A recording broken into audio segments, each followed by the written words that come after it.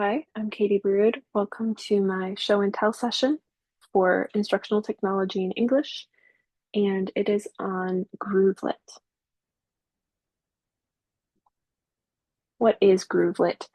Groovelit is a tool designed by two former sixth grade English teachers, and they designed it in an attempt to deal with some of the limitations and the problems they saw in the classroom, especially related to writing and a few other English skills.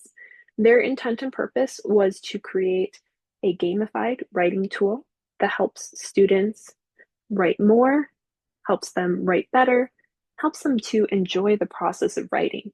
They wanted to reduce some of the anxiety that they saw in students related to the writing process. They wanted their students to have fun writing and to enjoy it and to do more of it. What is it actually?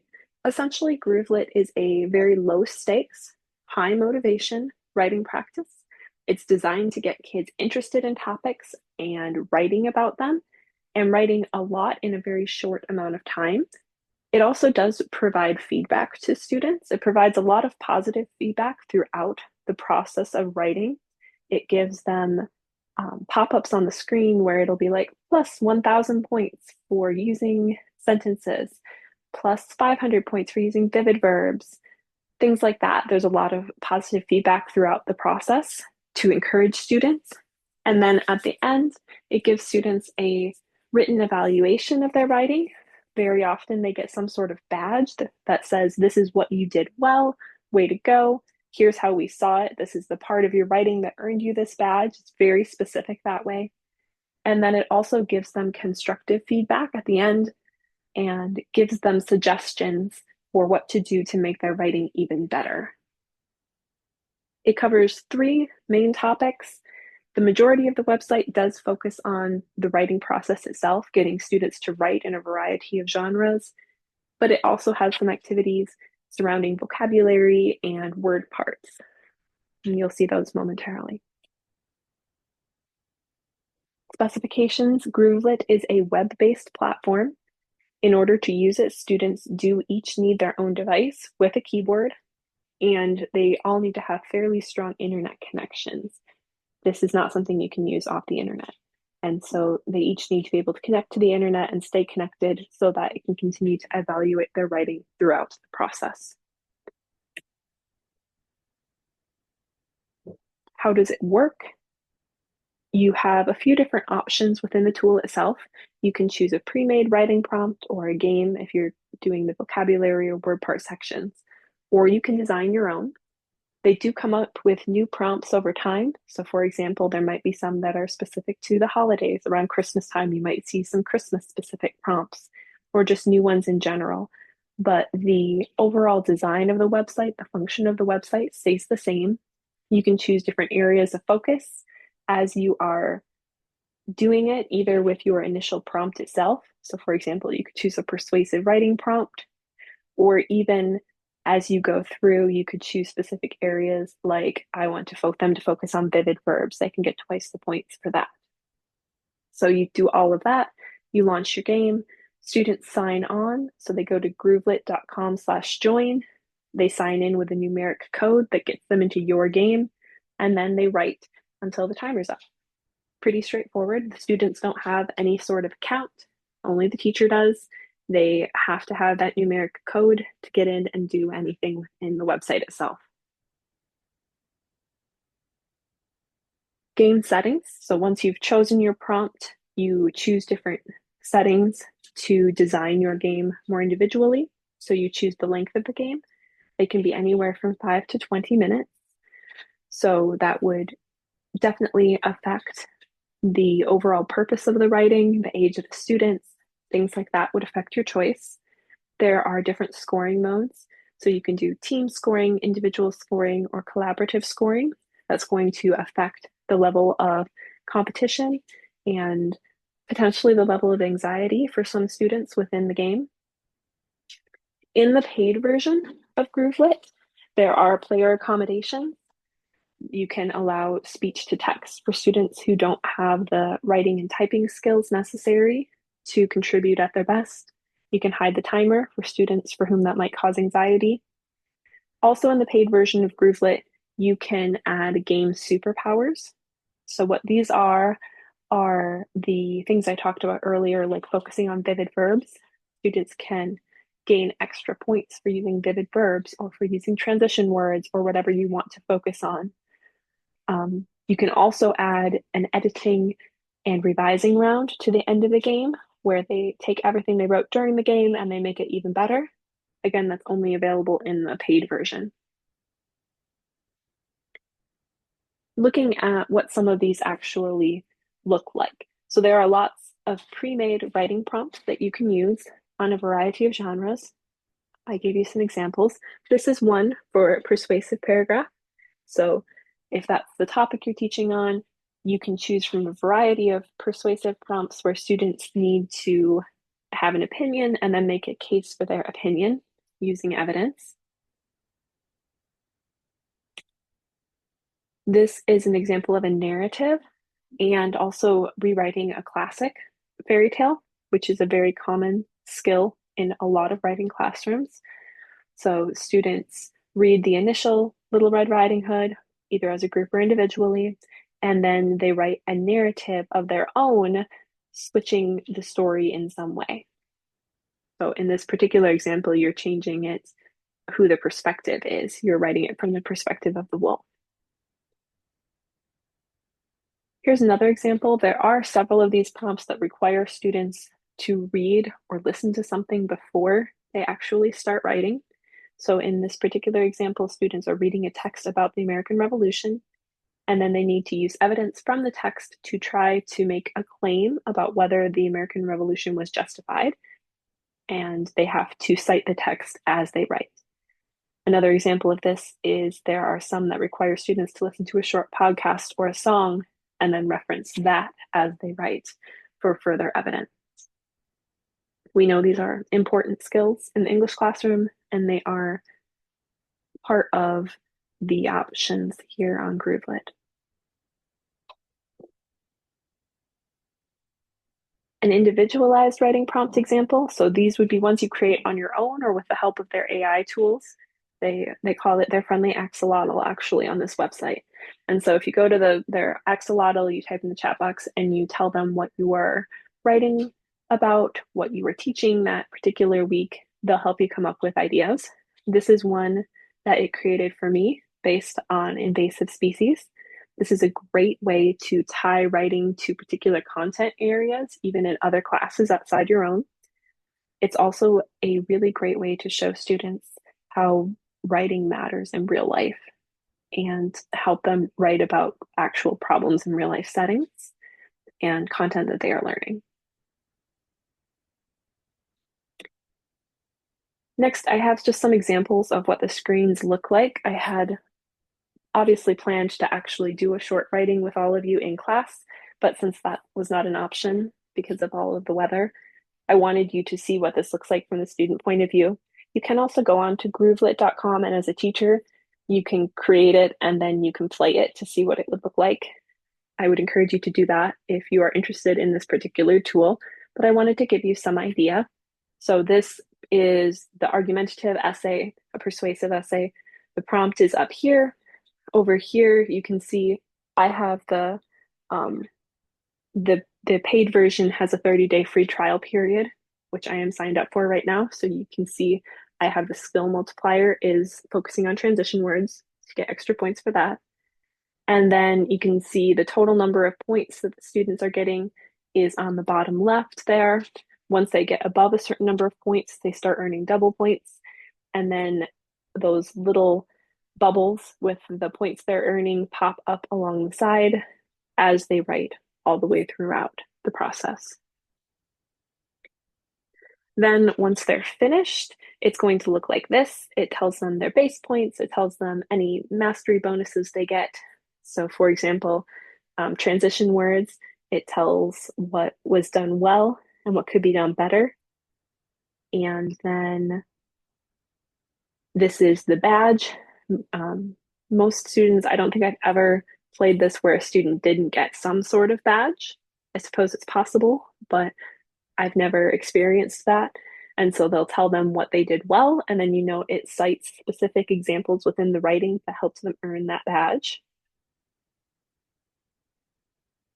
Um, this one I chose because it's an example of a problem within this tool. So this was in a free version of the app, and it was one that I was playing with, trying to create a not stellar example of writing. And it occasionally the AI messes up. So, for example, you did earn the badge, but the writing that it says here, this writing helped you earn this badge, that's not in what I wrote at all. I was still writing about cell phones. I just included more spelling errors and problems like that. So, just a caution that the AI explanation and analysis of the writing is often good, but it's not always perfect. It does make mistakes. All right, so that was examples of the writing section. The next section is vocabulary. The vocabulary games have a variety of focuses and content areas. This particular one is an example of when things go wrong, words for that. You'll notice they're fairly difficult words for most students. This is what the screen looks like for students. So it's going to show them one of these words, and then the students need to try, excuse me, students need to try to come up with synonyms for the word. And they get more points depending on how close the synonym is. It's a it's a fun tool. It's a good tool. I've used this one quite a bit, but the time spent on each word tends to be to the point almost of frustration, even for some older students. And so if you were doing these words and the students were really struggling to come up with any synonyms, they do tend to get frustrated pretty fast. They need to have a decent understanding of these words before they ever come into this game. Word parts. So another subsection of the games available in Groovelit are games meant to help students master understanding word roots and prefixes and the original Latin and Greek and all of the languages underlying English as we use it today, which I think is a really valuable tool. What you'll find for the games themselves, so for example, this is Latin roots, very common, N through Z. And if you hit play and the kids go in, this is what it looks like. So it'll take one of the roots, and the students need to try to come up with words that are related to that word part. So whether that's, in this case, it's a root, it could be a prefix or a suffix. And if it's not a real word, the system won't accept it. If it is a real word, oh, sorry guys, I got a frog in my throat. If it is a real word, it will pop up on the bottom of the screen here so that they know what words they've come up with and what words they haven't. As you can see, it does accept multiple variations of the word. So inspect, inspector, inspection, all of those are accepted separately.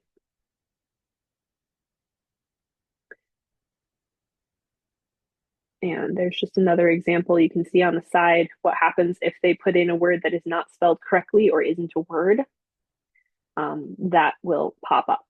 So it could be really valuable, but this could also be very frustrating for students who know a word but can't spell it correctly. This could get frustrating very quickly.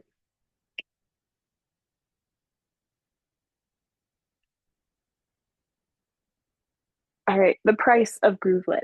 So there is a completely free version of Groovelit. You can use their prompts, you can create your own prompts.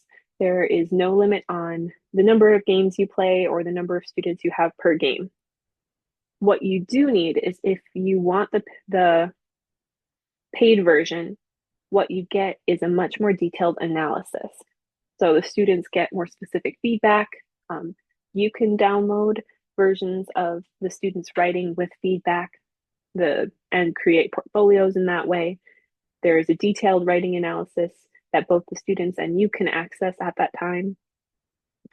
This is the bonus rounds for editing and revising are not available unless you have the paid version.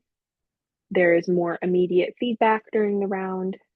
You get access to the student accommodations. Like I had said, having speech to text, things like that is not available unless you are in the paid version. They also provide district support and training for the paid version. But the really key areas here, in my opinion, are the analysis you get back with a lot of student examples of good and bad writing, and then being able to easily download the responses. One of the things that they recommend is that you use the 15 or 20-minute version of this game to start a draft, and then the students download that writing and continue to write, and then they revise and edit as a way of making this app about more than just the first draft, and not just writing something and leaving it there. And you could still copy paste what you wrote into a document, but having the actual downloadable responses is only available in the paid version. Let me show you just a few examples here. So if you're in the paid version, as I said, I have the free trial. Anyone who signs up does get a 30-day free trial of what they call Groovelit Go. And you get really detailed responses. So if you look here, they would say we struggled with this, but here are good examples of student writing doing this particular skill. And so you could use the student writing to provide good examples of how to do something. The mastery tracking, so you can't add mastery tracking at all if you don't have the paid version. And then if you do have the paid version, you also get this class mastery score back that the students can try to beat. Word choices. So this takes really good word choices and says why they're a strong choice. Again, it's pulling this all from student writing. So you can use those as examples before moving on. Sentences, talking about how strong sentences are created, and again, giving examples from student work of strong sentences. And then this is what it looks like if you have the free version. All of these areas get blurred, and it says, get Groovelit Go if you want access to these features. And so you can still use it, but you don't get any of that pre-made for you. You would have to actually copy paste student writing all into a document, and you would have to then go back and highlight good or bad examples of word choices and skills and things like that, instead of being able to just have it automatically done for you. You can also, in the paid version, you can download all the student responses and their suggestions for writing of what's done well and what's not. And you can use that for things like writing conferences, just as a tool to help you without you having to completely do every step on your own. So that's the difference between the free and the paid version. Privacy policy. This Groovelit is FERPA compliant. They list other similar ones, but FERPA is the federal one. They don't let students have accounts at all. So they're not saving any information that's specific to the student. They don't sell or rent information. All of their money, everything that they're making from this website comes from people having the paid version. They collect information that is needed to run the game without personal identification attached to it. And they do maintain server logs. They maintain cookies, which they say are for sign-in purposes, and they do maintain some local storage on the devices.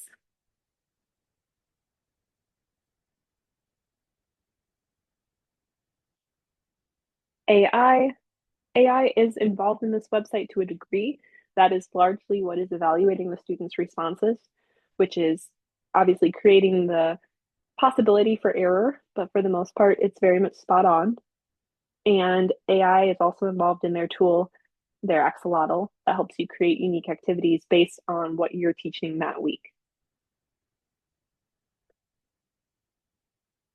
Ethics.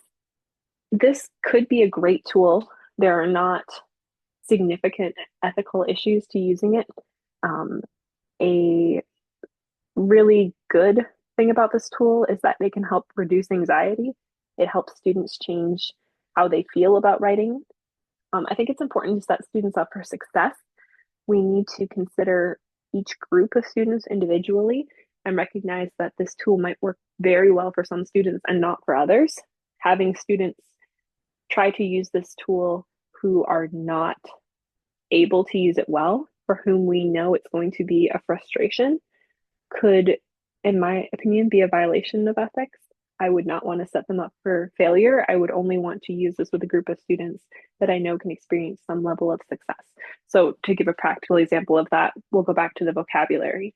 If I have been working on that vocabulary with students, but I know maybe 3 or 4 of my students still would just stare at me blankly and have no idea what the word debacle means, I might have everyone else be doing Groovelit and pull a group of 4 or 5 students at the back table that are still working on that vocabulary with me individually. I wouldn't want to put students into this game who cannot succeed, who it's going to be more of a frustration for than a help. I also think it's important just to consider what is this website teaching them or telling them is important about writing or vocabulary or English. I think it can be a really valuable tool, but I also think there's a danger without balancing it that this could tell them that they need to get it right the first time, which we know isn't true about writing. Um, the first drafts are very rarely good, even for very famous authors. And so I think it's a valuable tool. I think it can be helpful and fun, but I think it has to be very balanced by the teacher explaining that first drafts often aren't great and we don't expect them to get it right the first time, because otherwise that could backfire and actually create more anxiety about writing for the students. Make them think that just because their first draft isn't great, that they're failures, which is not something we want them to take away from this experience. Affordances. So, what are the benefits we get from this particular tool? I think there are a lot. One of the main ones is that this is a very easy tool. It's very simple to learn and use. There is virtually no training needed for teachers or students. Students need to know how to type. They need to know, how to write a draft. There are things you would need to teach them ahead of time in order to make a good persuasive paragraph. But as far as using this tool specifically, all they have to do is put in the numeric code and start writing. Same for teachers. Once they've created an account, they can pick a topic and they can get started. And there's very little need for any extra support from, specific training modules or anything like that, which is a great benefit.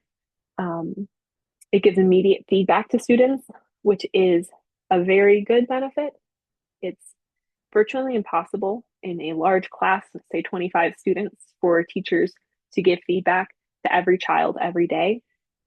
Whereas using a tool like this can give them some suggestion right away that they can use in their writing. And so feedback, the feedback in this tool is a really, really great feature. It's a huge affordance. There is also, I think, a chance to lower writing anxiety for many students. It can help get them more interested in what they're writing about by having these more unique writing prompts. And it has a lot of positive reinforcement built into it so that it does feel more like a game instead of a chore. I think that's an important affordance. It can help students have more positive emotions and a more positive experience with writing than they may have had previously.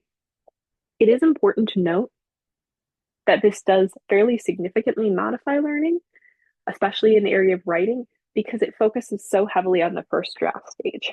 I mentioned this a little bit before under the ethics, but there is a danger that students will just think that the first draft is the only thing that's important here and they have to get it right the first time. And so that's a pretty serious modification of the writing process that we would then need to counteract with information outside of using this app, specifically teaching editing and revising. So if you wrote for 15 minutes in this app, now we do copy and paste it, and now we work on revising that writing. We don't just leave it there, that we write a first draft and it stays there forever. There's also a modification here in that students do really need to write the whole first draft before taking the time to revise or edit. And that, there are arguments between this that you should do that anyways, but I also know many students and even myself, when I write, I will tweak sentences as I go. That's not really something you can do in this app. It's a limitation because of the time constraints.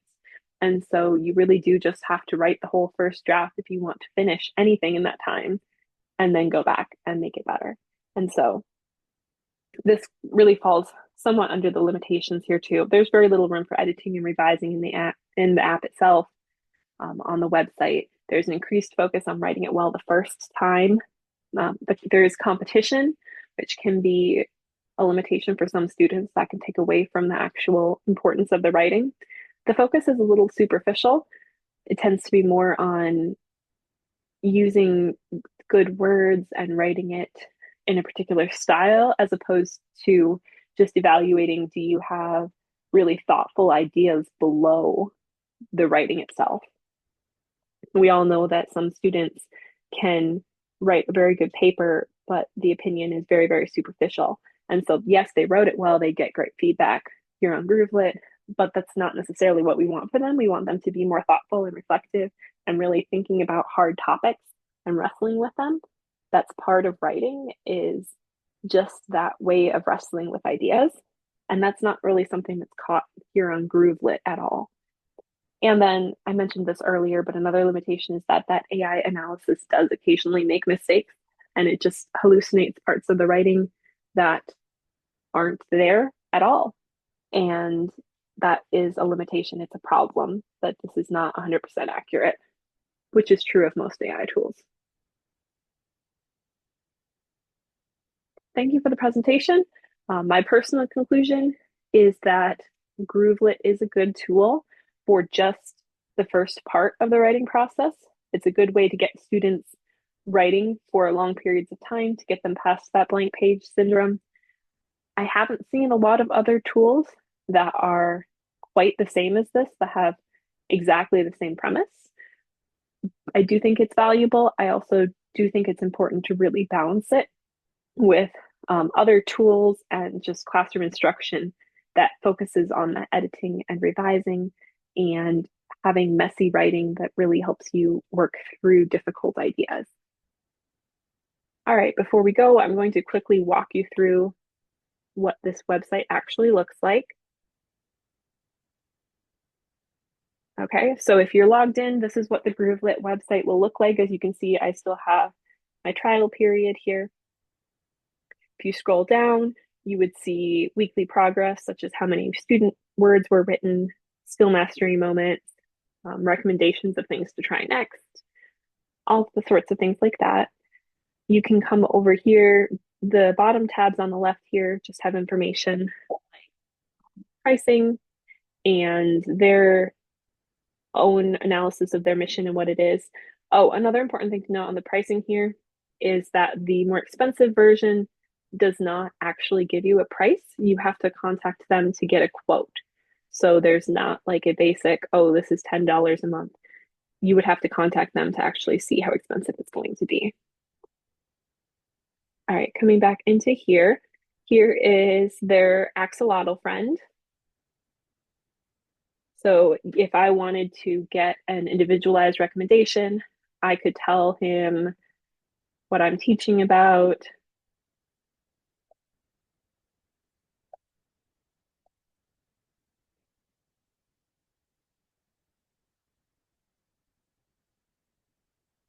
And then what you'll see is they're going to come up with multiple recommendations based on the specific things that I'm teaching.